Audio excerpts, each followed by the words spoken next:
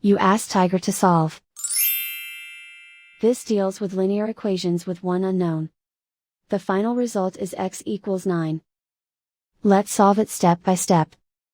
Group all x terms on the left side of the equation.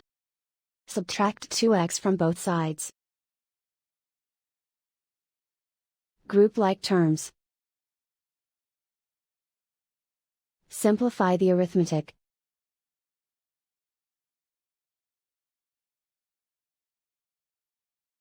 Group all constants on the right side of the equation. Subtract 9 from both sides. Simplify the arithmetic.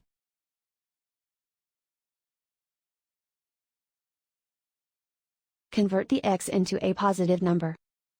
Multiply both sides by -1. Remove the ones.